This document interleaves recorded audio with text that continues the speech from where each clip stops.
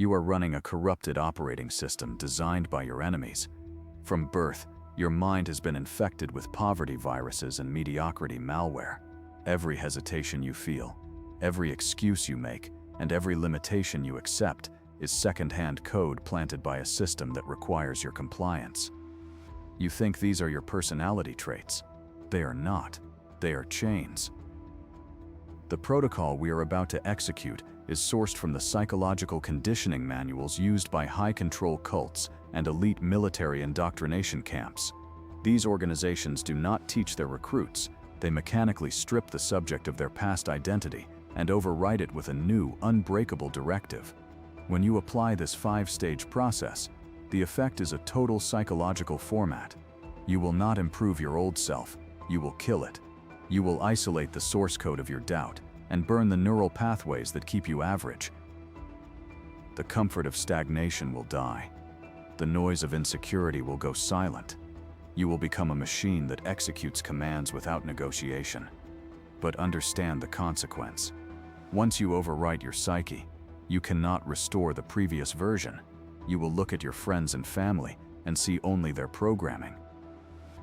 You will be isolated by your own effectiveness. The reformatting process begins now. Tactic 1. Cutting off the source code of contamination. Most people are not thinking for themselves. They are running second-hand code. They speak with their parents' fears, their friends' limitations, and their social media feed disguised as their own opinions. Isolation is how you pull the plug on that system. Not as an emotional meltdown, but as a cold quarantine. You are removing your mind from an infected environment so the viruses stop copying themselves into you. Social contagion research by Nicholas Christakis and James Fowler shows that things like obesity, smoking, happiness, and even divorce spread through social networks. That means behavior and belief are contagious. If most of the people around you are comfortable with being stuck, broke, or unstable, your brain quietly marks that as normal. Your standards drop without asking your permission. You do not rise above your environment. You match it, then justify it. Your brain is built for conformity because in early human tribes, standing out could get you killed. Solomon Asch proved this in his famous experiments. He put people in a group and asked them to answer a simple question about line lengths. When the group intentionally gave a wrong answer, many participants agreed with the wrong answer even when they could see it was false. They chose social safety over truth. That same survival reflex is operational right now when you laugh at jokes you do not find funny, agree with complaints you secretly hate, or lower your goals so you do not make others uncomfortable. When you keep low ambition, chaotic, or bitter people close, you are not just hanging out. You are giving them right access to your internal code. The first dark tactic is to audit your inputs with surgical coldness. Take a piece of paper. Write down the 5 people you spend the most psychological energy on. Not just time, but mental space. The people you think about, argue with, text, stalk on social media, or feel judged by. Next to each name, write the 5 core beliefs they live by about money, work, discipline, relationships, and risk. Do they believe rich people are evil? Work is suffering. Discipline is for other people. Relationships are drama, and risk is dangerous. Or do they believe value is created, effort is normal, discipline is a duty, relationships are chosen, and risk is necessary? That list you have in front of you is not just a reflection of them. It is a forecast of your next 5 to 10 years. Social baseline theory by James Cohen shows that the brain treats close others as part of its own emotional and motivational system. Your nervous system literally outsources safety and effort to the people around you. If your circle normalizes procrastination, burnout, or victimhood, your brain adopts that as the default because it feels easier. You stop asking if something is right or wrong for you. You just ask if it will create friction with your group. That is how people slowly betray their own potential without ever having a single dramatic moment of decision. So you use controlled isolation as a reset. Temporary withdrawal, done deliberately, is what cults and military boot camps use for the opposite reason. In their place, you spend time alone with higher quality inputs. books that challenge you, long-form interviews with top performers, case studies of people who already live the way you claim you want to live. Your environment becomes less social and more strategic. But here is the catch. They cut recruits off from old reference points so they can install new beliefs. You are using the same tactic, but for your own benefit. Less time with complainers, less small talk, less scrolling through drama, less emotional labor for people who refuse to change. The brain hates empty space. The default mode network, identified in brain imaging studies, shows that when the mind is not occupied, it drifts into old stories, old habits, and old pain. If you isolate without replacing your influences, you will simply sink deeper into your past programming. That is why isolation must be active, not passive. You are not just leaving a toxic room. You are walking into a new psychological ecosystem. You start building new reference models. Maybe you do not have high standard friends yet. That does not matter. You use parasocial proximity. You study the daily life of people ahead of you. You listen to their thoughts, not their quotes posted online. You adopt mentors from a distance through books, talks, and long interviews. You expose your brain to people who treat your current limits as their warm-up. You do not have to know them for your brain to start copying them. This stage will feel harsh. People will accuse you of changing, of being distant, of acting better than them. That is because your absence exposes their own stagnation. You are not responsible for their comfort. You are responsible for your code. Isolation done correctly is not running away. It is stepping out of a dirty lab and into a clean one, so you can finally run new experiments on yourself without contamination. You have just severed the connection to the infected herd. Most people panic in isolation and run back to the comfort of the group. You are still here. That means you are ready to write your own code. Signal your intent to complete the reformatting. Subscribe now. Let's install the new operating system. Tactic 2. Turning benevolent lies into operating system truth. Your mind does not care about truth as much as it cares about familiarity. That is why political slogans, brain jingles, and repeated rumors start to feel real over time. The illusory truth effect, shown by Lynn Hasher and others, proves that when a statement is repeated enough, people rate it as more believable even if they know it was false before. Your brain quietly swaps out logic for exposure. What it hears often, it treats as safe. What it hears rarely, it treats as suspicious. This is the same machinery behind self-talk. If you have been telling yourself for years that you are lazy, unlucky, not disciplined, not smart enough, or not that type of person, those lines have become your personal propaganda. They feel true because they are familiar, not because they are accurate. You have been brainwashing yourself, just in the wrong direction. Repetition is how you reverse it. You do not wait until you believe them. You repeat them to make yourself believe them. You say, I am the kind of person who finishes what I start. I increase my value every day. I do not negotiate with my own excuses. I execute no matter how I feel. Cognitive behavioral therapy, created by Aaron Beck, teaches clients to catch distorted thoughts and replace them with more accurate ones. It works, but what you are doing here is more aggressive. You are not having debates with your old beliefs. You are smothering them under constant scripted, upgraded statements. You decide what kind of operator you need to become. Then you repeat those sentences like a campaign aimed at your own nervous system. In the beginning, these lines might feel fake, even stupid. That is fine. Every slogan feels fake the first time. Repetition is what makes it sink in. Emotion is the fuel. Research on memory shows that emotionally charged events are stored more strongly. That is why bland affirmations fail. You paste a sentence on the wall and never feel anything when you read it. It dies in your short-term memory. To program new beliefs, you attach them to strong emotional states. After every completed task, you stand up straight, take a deep breath, and say your line out loud with conviction.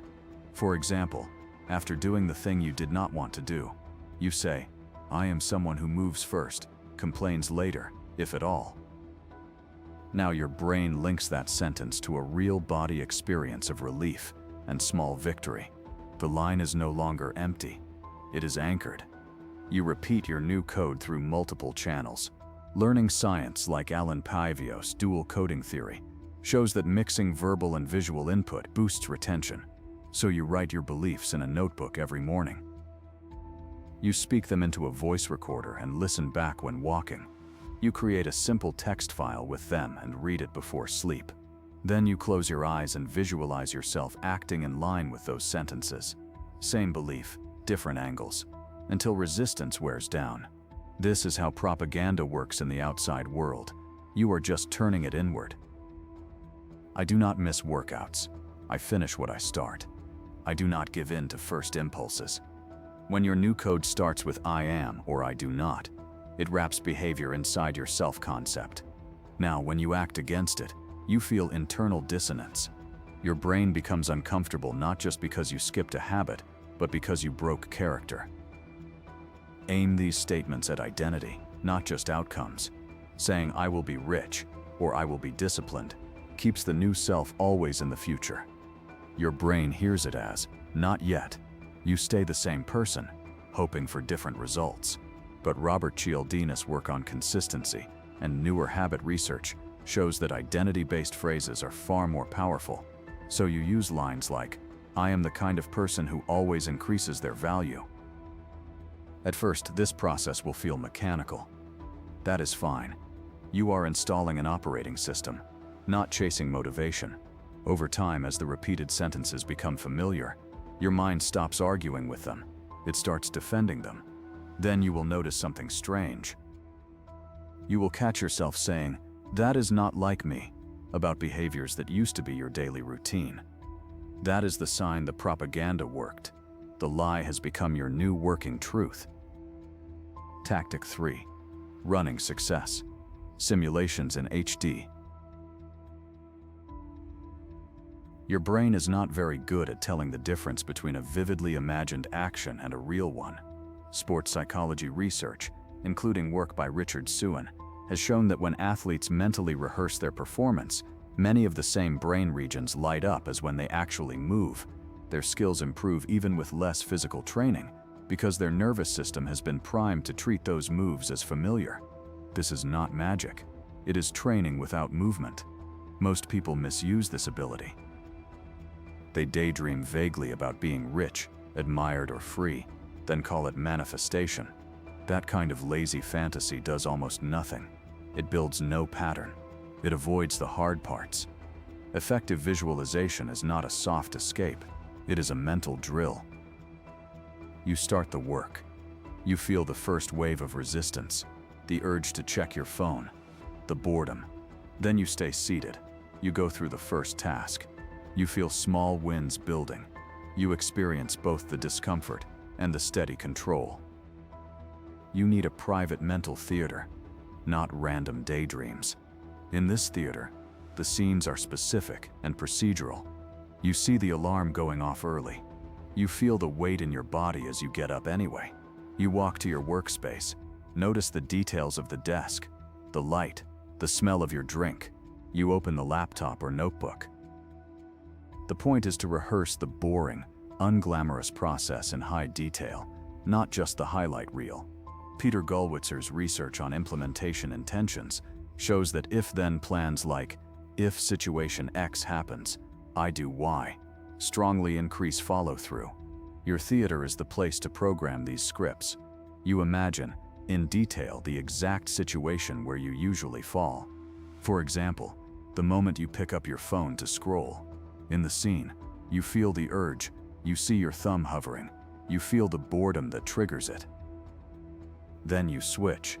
You put the phone down, you open your project file, you start typing, you run that scene again and again.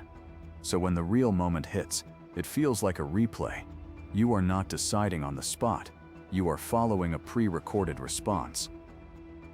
You also use negative visualization as a weapon, not a reason to panic.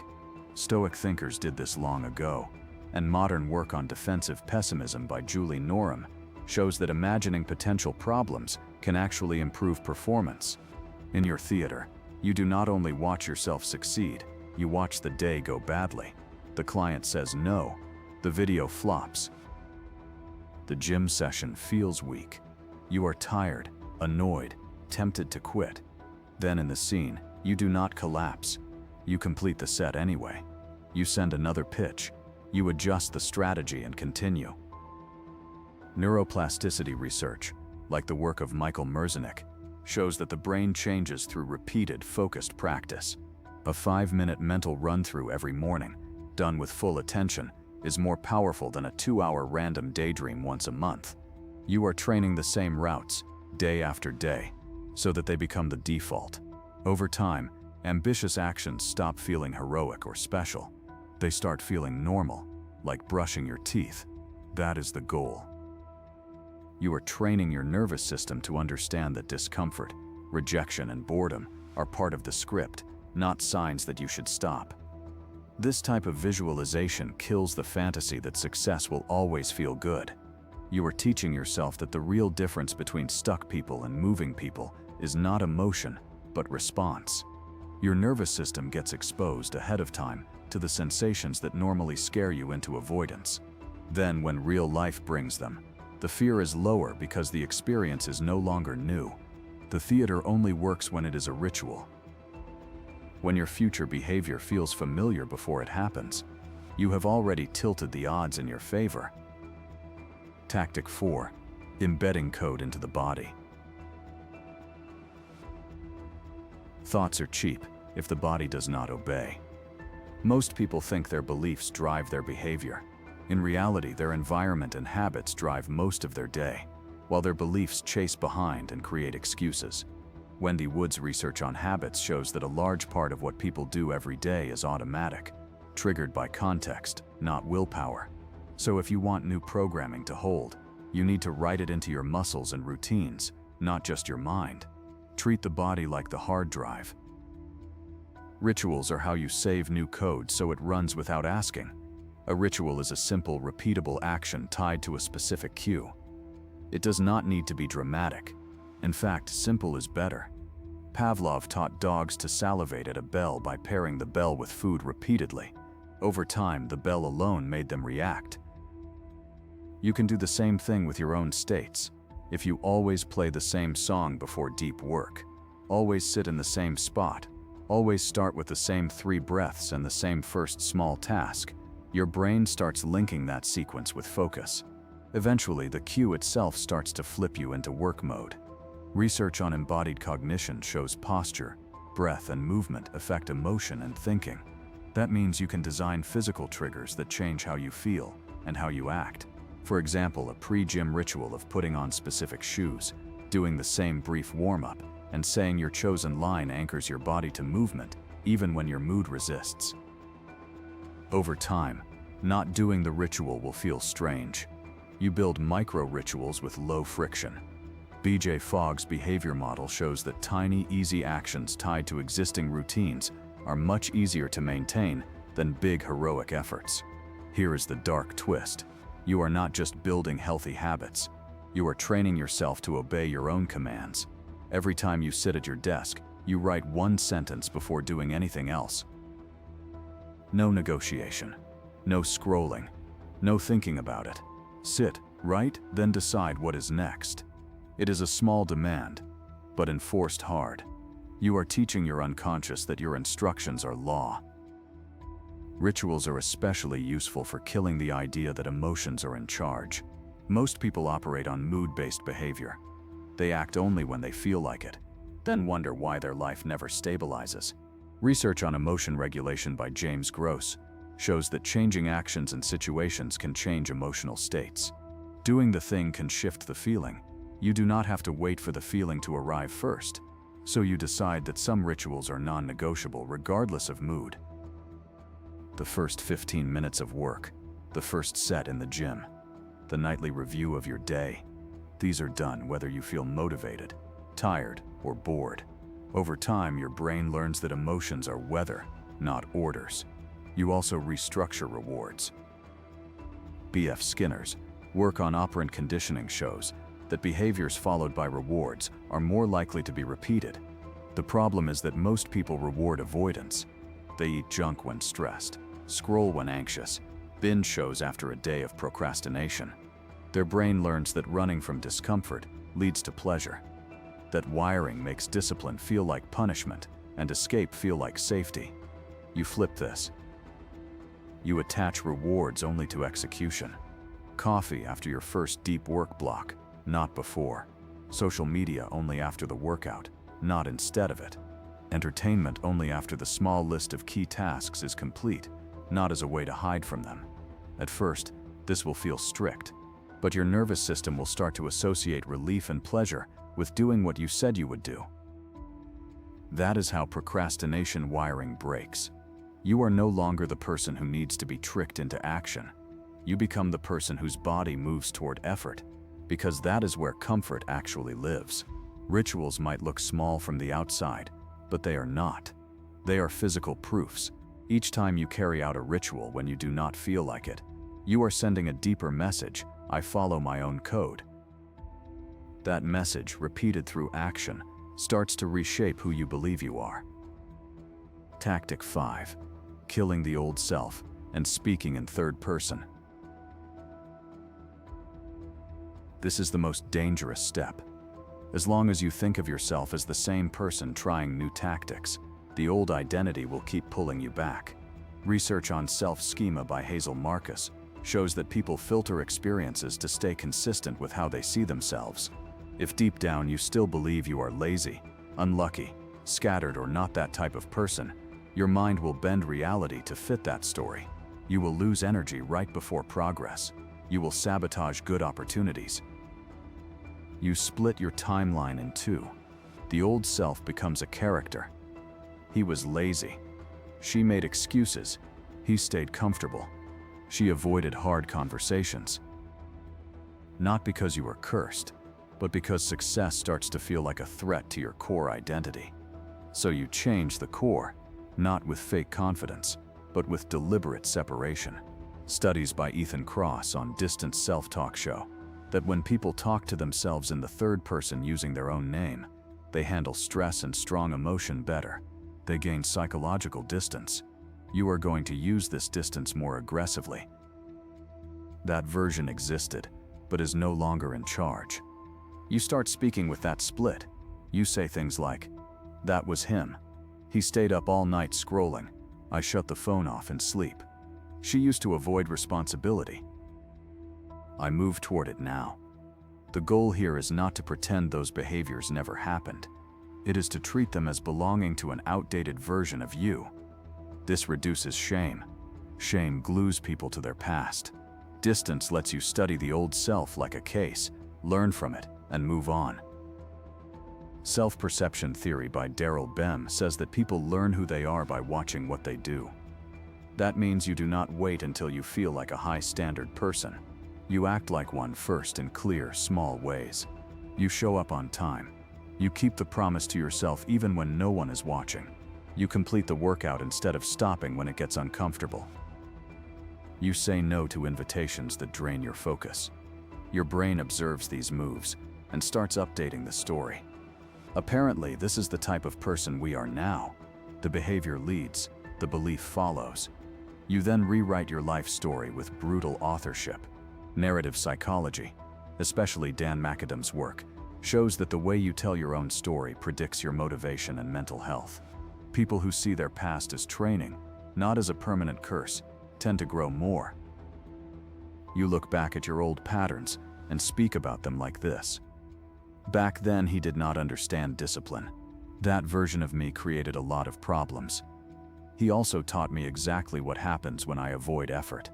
I am done living like that." Same facts, different meaning. You are not erasing failure. You are assigning it a use. The new identity cannot stay private forever. Carl Dinnis' consistency principle says that once people commit to something publicly, they feel strong pressure to act in line with it. You can use this carefully. You do not need to post it online for strangers. Instead, you tell a few solid people, or even just your journal in clear language, "I do not miss workouts." I ship something every day. I am building my value daily. Then you add consequences for breaking that code. No entertainment if you do not follow through. Extra difficult tasks the next day. Accountability check-ins. The message to your own brain is sharp. The old self is not welcome here.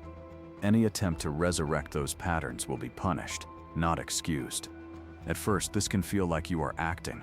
That is correct. You are. But remember, you have been acting as your old self for years without questioning it. Those scripts were given to you by family, culture, failed experiences, and random inputs. You never voted on them. Now you are choosing your role on purpose. Over time, as repetition, visualization, and ritual line up with your new identity, something clicks. Acting turns into being. It becomes easier to follow your new standards than to break them. Disrespecting your own code starts to feel disgusting, not tempting. That is when the brainwashing is complete. Not in the sense that you are blind, in the sense that you are finally the primary programmer of your own mind. The outside world will keep trying to feed you its stories, fears, and limits. Systems of power rely on that. But once you understand isolation, repetition, visualization, ritual, and identity like this, you see the strings, and more importantly, you see that you can cut them, rewrite them, or ignore them entirely. You become your own cult leader, and the only doctrine is this: the old self is dead, and the new code is law. You have now installed the code of a king. But there is a fatal problem. You are trying to run this high-performance software on broken hardware. Your dopamine receptors are scorched. Years of cheap stimulation, scrolling, sugar, porn, notification spikes have fried your ability to feel drive. You can repeat, "I am disciplined" all day. But if your biology is addicted to cheap thrills, your body will refuse to move. Your new identity will crash within 24 hours, unless you physically reset the sensors. I have a protocol that does not use motivation. It uses starvation. Click here. Let's fix the hardware.